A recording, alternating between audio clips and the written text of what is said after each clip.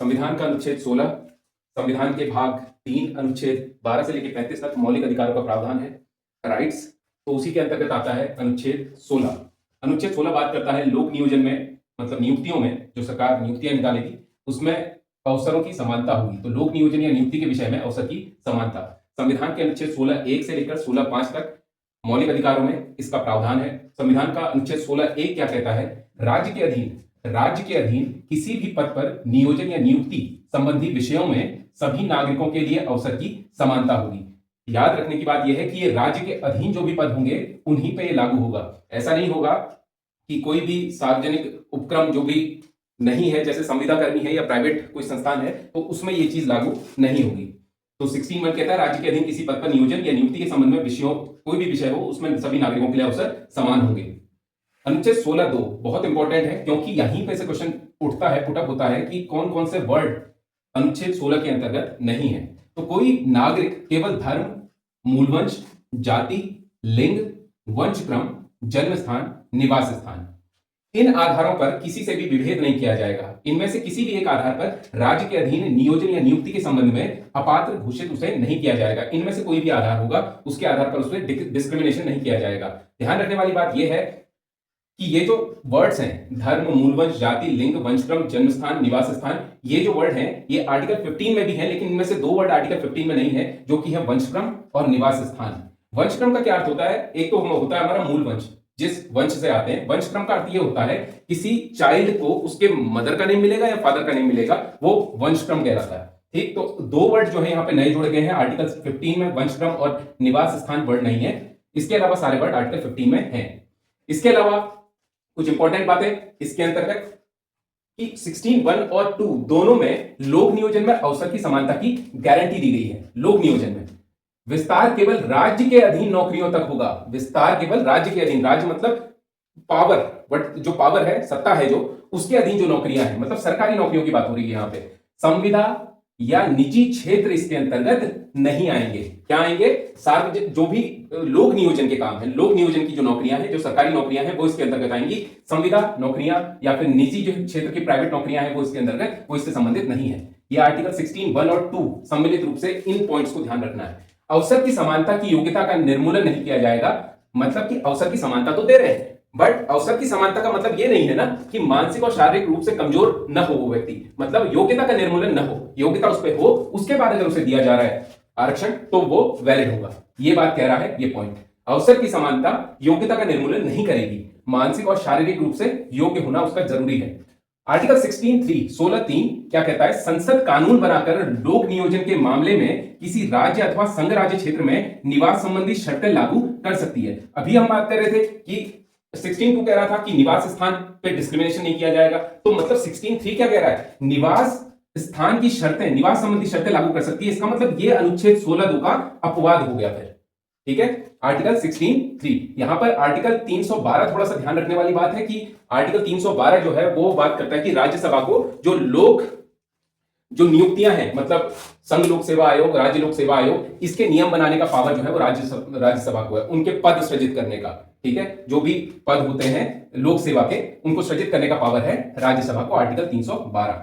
Article 16(4) क्या कहता है? राज्य को यह शक्ति दी गई है कि वह पिछड़े हुए नागरिकों के वर्ग के पक्ष में जिनका प्रतिनिधित्व राज्य की राय में राज्य के अधीन सेवाओं में पर्याप्त नहीं है। मतलब राज्य अगर कह रहा है कि ये लोग राज्य की सेवाओं में इनकी संख्या कम है, मतलब जैसे अनुसूचित जाति या जनजातियां, तो उनका प्रतिनिधित्व अगर कम है तो इनकी नियुक्ति अथवा पदों के आरक्षण का अनुबंध कर सकता है। जो अनुसूचित जनजातियां हैं उनको जैसे आरक्षण दिया जाता है तो उनका प्रतिनिधित्व एक तो नौकरियों में भी कम है, फिर उनका जनप्रतिनिधित्व भी कम है। तो इस बेसिस पे जो गवर्नमेंट है, जो राज्य है, उसकी ये पावर है। ठीक है, उसकी ये पावर है कि वो ऐसे नागरिकों के लिए जिनका प्रतिनिधित्व राज्य की राय में राज्य के अधीन सेवाओं में पर्याप्त नहीं है, कम है, उनके लिए आरक्षण का प्रावधान कर सकता है। आर्टिकल 16(4) ये बोलता है। इसके लिए शर्तें क्या होंगी फिर? इसके लिए, ऐसा करने के लिए शर्तें यह है कि वर्ग पिछड़ा हुआ होना चाहिए, पिछड़ा हुआ हो। अभी पिछड़ा का डेफिनेशन कहां से आएगी उस पर अभी हम चर्चा करेंगे कि कैसे हमारा प्रथम पिछड़ा वर्ग आयोग, द्वितीय पिछड़ा वर्ग आयोग, जिसे मंडल आयोग कहते हैं, वो सब फॉर्म होगा। प्रथम तो इसके लिए शर्तें क्या है? 16(4) के लिए वर्ग पिछड़ा हुआ होना जरूरी है, राज्य के अधीन सेवाओं में पर्याप्त प्रतिनिधित्व उसे प्राप्त नहीं हुआ हो पहले। तो अब दिया जाएगा आर्टिकल 16(4) के तहत आरक्षण के कंटेक्स्ट में। तो आर्टिकल 16(1), 2, 3, 4 कंप्लीट हो गए। आर्टिकल 16(5), आर्टिकल 16(5) ये बात करता है कि जैसे कोई धार्मिक या फिर सांप्रदायिक संस्था है तो वहां पर क्या हमारा इन मानकों के आधार पर विभेद का कॉन्सेप्ट नहीं लागू होगा या होगा, क्या होगा? अभी हमने यहां पे बात की थी कि केवल राज्य के अधीन नौकरियों तक ही सीमित है ये चीज, संविदा या निजी क्षेत्र में नौकरियों में भी लागू नहीं है, तो किसी संप्रदाय या धार्मिक चीज पर कैसे लागू होगी?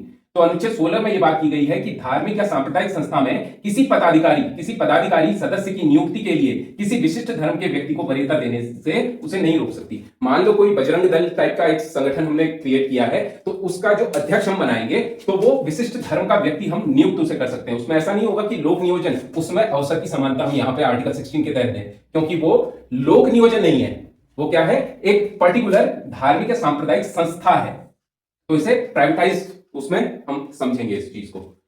कुछ इंपॉर्टेंट फैक्ट्स आर्टिकल 16 से संबंधित। अनुच्छेद 16(4) में बात की गई है ना पिछड़ा वर्ग, अभी हमने देखा था आर्टिकल 16(4) में पिछड़े हुए नागरिकों की बात की है, तो पिछड़ा कौन होगा, यह डिसाइड कैसे होगा कि कौन पिछड़ा है? इसे जानने के लिए 1953 में एक आयोग गठित किया गया काका कालेलकर की अध्यक्षता में, ठीक है। इसे प्रथम पिछड़ा वर्ग आयोग कहा गया और इसने अपनी रिपोर्ट 1955 में दी। 1955 में हमारे राष्ट्रपति तब राजेंद्र प्रसाद, हमारे सबसे लंबे कार्यकाल वाले और प्रथम मनोनीत राष्ट्रपति भी हैं, प्रथम निर्वाचित राष्ट्रपति भी वही हैं। और दहेज उन्मूलन अधिनियम 1963 में पहली बार संयुक्त अधिवेशन होता है और इसी तरह अभी तक कुल 3 बार संयुक्त अधिवेशन हो चुका है। तो उनको ये रिपोर्ट सौंपी गई, तो राष्ट्रपति ने इसे खारिज कर दिया, इस रिपोर्ट को, काका कालेलकर की रिपोर्ट को।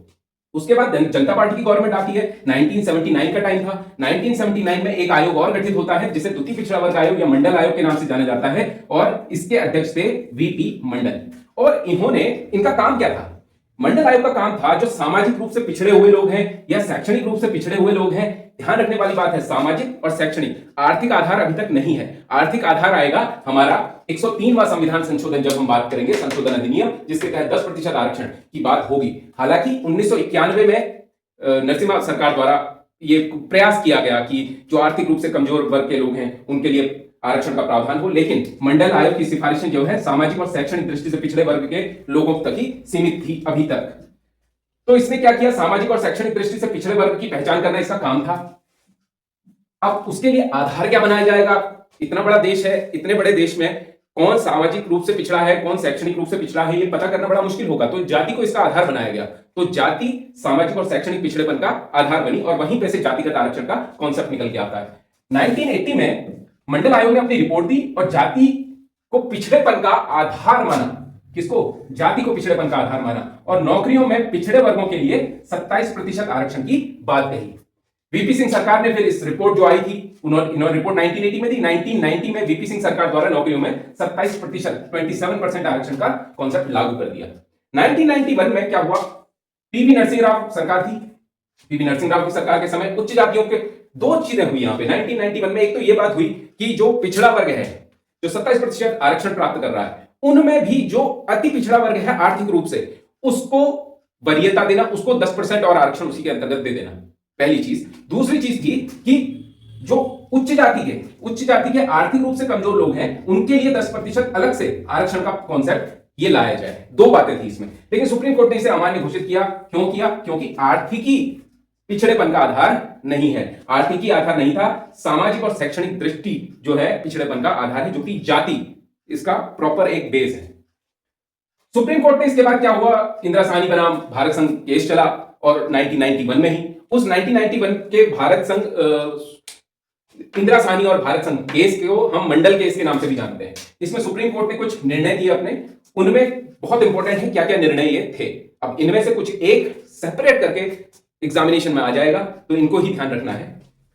पहली बात कही, आरक्षण व्यवस्था समानता की विरोधी नहीं है। आरक्षण जो व्यवस्था है वो दिया जा सकता है, गवर्नमेंट दे सकती है, ये इसकी विरोधी नहीं है। आरक्षण का आधार जाति होगा, जाति हो सकता है, आरक्षण का आधार जाति हो सकता है। क्रीमी लेयर का कॉन्सेप्ट, क्रीमी लेयर को आरक्षण का लाभ नहीं मिलना चाहिए। क्रीमी लेयर होता कौन है? क्रीमी लेयर के अंतर्गत ग्रेड 1 ग्रेड बी के सारे अधिकारी, इसके अलावा राष्ट्रपति, उपराष्ट्रपति, हमारे चीफ इलेक्शन कमिश्नर, इसके अलावा देश के राज्य के, इसके अलावा कैग और जो भी कर्नल स्तर के पद हैं, बैंकों में मैनेजर के पद हैं, पीओ के पद हैं, तो ये सब क्रीमी लेयर के अंतर्गत आते हैं। शुरुआत में 2013 में प्रावधान लाया गया ना, 6 लाख तक का होगा इसका, लिमिटेशन 6 लाख होगी। पहले 1 लाख था, 4.5 लाख के आसपास भी हुआ जब से शुरू हुआ 2001 से। तो 2013 में 6 लाख इसमें एक वार्षिक आय नियत की गई। क्रीमी होता कौन है? क्रीमी सक्षम माता पिता आर्थिक रूप से जो होते हैं और जो पिछड़ी वर्ग जाति से आएंगे सक्षम माता पिता, वो क्रीमी कहलाते हैं। उनके बच्चों को फिर वो आरक्षण का लाभ नहीं मिलना चाहिए, ऐसा सुप्रीम कोर्ट ने कहा है। तो 2013 में 6 लाख था, इसको बाद में बढ़ा दिया गया। 2017 में क्रीमी की सीमा 8 लाख प्रतिवर्ष जिनकी आय है उनको वहां पे लाया गया। अभी ये चर्चा में बहुत ज्यादा चल रहा है क्योंकि सिविल सेवा का रिजल्ट आया हुआ है, तो उसमें आरक्षण का मुद्दा हमेशा चर्चा पे बना रहता है। कुछ बातें ये हो गई। आगे आरक्षण की अधिकतम सीमा 50% हो, ये कहा है सुप्रीम कोर्ट ने। हालांकि 49.5% जो आरक्षण का ये पिछड़े वाला कॉन्सेप्ट है उसके अलावा और बढ़ चुका है, जो कि 10% आरक्षण अब आया हुआ है 124वां विधेयक और 103वां संविधान संशोधन के तहत। जो 10% ईडब्ल्यूएस इकोनॉमिकल वीकर सेक्शन के लिए, आर्थिक रूप से पिछड़े वर्ग के लिए जो 10% आरक्षण आया हुआ है, उसके तहत ये 50% की सीमा पार कर गई है।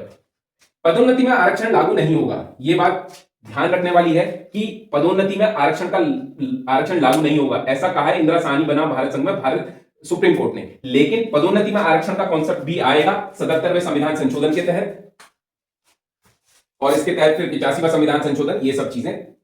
पदोन्नति में आरक्षण लागू नहीं होगा। बैकलॉग कैटेगरी फॉरवर्ड नहीं होगी। बैकलॉग कैटेगरी क्या होती है? जैसे इस साल की कुछ पद जो है वो सृजित किए, उसमें से पिछड़े वर्ग के लिए कुछ पद हैं, अगर उतने कैंडिडेट नहीं मिल पाते हैं तो वो कैरी फॉरवर्ड अगले साल के लिए होता है, लेकिन बैकलॉग कैरी फॉरवर्ड नहीं होगा, कह रही है सुप्रीम कोर्ट।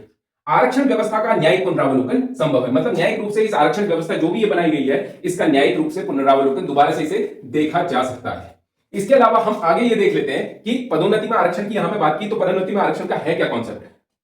यहां पे सुप्रीम कोर्ट कह रहा है कि पदोन्नति में आरक्षण नहीं होगा, लेकिन 77वां संविधान संशोधन वर्ष 1995 में अनुच्छेद 16(4) क जोड़ा गया और अनुसूचित जाति अनुसूचित जनजाति के लिए पदोन्नति में आरक्षण की व्यवस्था की गई। अनुसूचित जाति जनजाति के लिए आरक्षण की व्यवस्था इसमें की गई। 85वां संविधान संशोधन 2001 के तहत इसके लिए आधार निर्णायक किए गए, जो आधार परिणामी ज्येष्ठता, ये सब इसके अंतर्गत देखा गया कि इसका आधार क्या होगा और परिणामी ज्येष्ठता होगी इसमें, मतलब कि जो सुपर मोस्ट सीनियर होगा, मतलब उम्र के हिसाब से उसको उसमें वरीयता दी जाएगी पदोन्नति में। किसमें? पिछड़े वर्ग में ही। आधार 85वां संविधान संशोधन 2001 के तहत। इसके अलावा एम नागराज वर्सेस भारत संघ 2006 का ये केस है। एम नागराजा बनाम भारत संघ 2006, इसमें शर्तें दी गई हैं कि किसको पदोन्नति में आरक्षण के लिए शर्तें क्या क्या होंगी। पहली बात तो ये कि पदोन्नति में आरक्षण के लिए पहले आंकड़े लेके आओ कि पिछड़े वर्ग में ऐसे आंकड़े हैं कि इनको पदोन्नति मिल ही नहीं रही। दूसरी शर्त यह है कि अपर्याप्त प्रतिनिधित्व हो उनका। प्रतिनिधित्व की हमने बात की ना कि लोक नियोजन में प्रतिनिधित्व अगर कम है उनका तो पदोन्नति के तहत तो उनको वरीयता दी जाए। तीसरी चीज, उनमें प्रशासनिक दक्षता की कमी ना हो, जो ये बात यहां पे की थी आर्टिकल 16(2) में कि अवसर की समानता योग्यता का निर्मूलन न करे, तो ये भी चीज। तो 3 आधार थे, पहले तो आंकड़े लेके आओ, दूसरा ये देखो कि उनका पर्याप्त प्रतिनिधित्व है या नहीं है, और तीसरी चीज ये है कि प्रशासनिक दक्षता हो, मतलब अयोग्यता ना हो। फिर इसके बाद हम बात कर लेते हैं एक बार क्रीमी लेयर कॉन्सेप्ट की। क्रीमी लेयर क्या है? न्यायाधीश रामनंदन प्रसाद की अध्यक्षता में, ये मंडल केस हुआ था ना, मंडल केस के ठीक बाद ये एक समिति गठित कर दी थी न्यायाधीश रामनंदन प्रसाद की अध्यक्षता में, 1992 में समिति गठित की। अब इसका काम यह था कि क्रीमी लेयर का जो कॉन्सेप्ट है, वहां पे हमने क्रीमी लेयर की बात की, तो क्रीमी लेयर क्या है? मतलब आयु सीमा, अगर आय सीमा, किसी की आयु नहीं, आय सीमा मतलब इनकम 6 लाख वार्षिक लोक नियोजन में निम्न। अच्छा, क्रीमी लेयर है क्या? क्रीमी लेयर में चर्चा कर चुका कि क्रीमी लेयर जो भी सक्षम माता पिता होंगे तो आर्थिक रूप से वार्षिक उनकी आय का मैंने कॉन्सेप्ट बताया 2001 में, वो बदलता रहा हर समय के हिसाब से। लास्ट 2013 में 6 लाख आया था। तो ये मैं ये बता रहा हूं आपको कि 6 लाख वार्षिक जो वेतन है वो किसको मिलता है, वो इस दायरे में नहीं आएगा। क्रीमी लेयर के दायरे में 6 लाख से नीचे वाले नहीं आएंगे। क्रीमी लेयर में 6 लाख से ऊपर तक आएंगे। कब तक? 2013 तक। अब 2017 के बाद जो 8 लाख वार्षिक आय वाले हैं उसके वो नहीं आएंगे, 8 लाख से ऊपर की आय वाले क्रीमी लेयर में आ जाएंगे। तो कुछ पद है भारत के इंपॉर्टेंट, जैसे राष्ट्रपति, उपराष्ट्रपति, मैंने चर्चा की, ये सारे पद जो हैं ये क्रीमी लेयर की सीमा में आते हैं, तो इनको आरक्षण का, इनके बच्चों को आरक्षण का लाभ नहीं मिलेगा। एक चीज है 82वां संविधान संशोधन वर्ष 2000 का कॉन्सेप्ट क्या है? ये 82वां संविधान संशोधन वर्ष 2000 के तहत संसद ने कानून बनाया। उसके तहत उसने ये कहा कि कोई राज्य अथवा केंद्र सरकार ये कर सकती है कि जिनको वो आरक्षण देना चाह रही है, अब उसने विज्ञप्ति जारी की, सरकार ने विज्ञप्ति जारी की, तो वो जब एग्जामिनेशन लेगी तो वो ये कर सकती है कि जो पिछड़ा वर्ग है, जो सामाजिक और शैक्षणिक रूप से पिछड़ा वर्ग है, जिसको लाभ देना चाह रही है गवर्नमेंट, तो उनके लिए जो रिक्वायर्ड मार्क्स हैं, जो अंक लाने हैं, उसकी सीमा कम कर दे। ये व्यवस्था की गई 2000 वर्ष 2000 में 82वां संविधान संशोधन। तो वो लिमिटेशन ले आएगी कि अगर 50 अंक में कोई एग्जाम क्लियर हो रहा है तो गवर्नमेंट ये कर सकती है कि पिछड़े वर्ग के लिए वो सीमा वो नियत कर दे 25 अंक तक। तो ये पावर 82वें संविधान संशोधन के तहत। इसके बाद हम लास्ट में ये बात कर लेते हैं कि आर्थिक रूप से पिछड़े वर्ग के लोगों के लिए क्या आरक्षण का कॉन्सेप्ट है। जी हां, 12 जनवरी 2019 को 84वां संविधान संशोधन विधेयक आया, जिसके तहत 103वां संविधान संशोधन अधिनियम के तहत ईडब्ल्यूएस इकोनॉमिकली वीकर सेक्शन के लिए 10% आरक्षण की व्यवस्था की गई और इसके तहत अनुच्छेद 15 और 16 में संशोधन करके अनुच्छेद 15(16)A, अनुच्छेद 15(6)A, अनुच्छेद 15(6)B और अनुच्छेद 16(6) जोड़ा गया। धन्यवाद।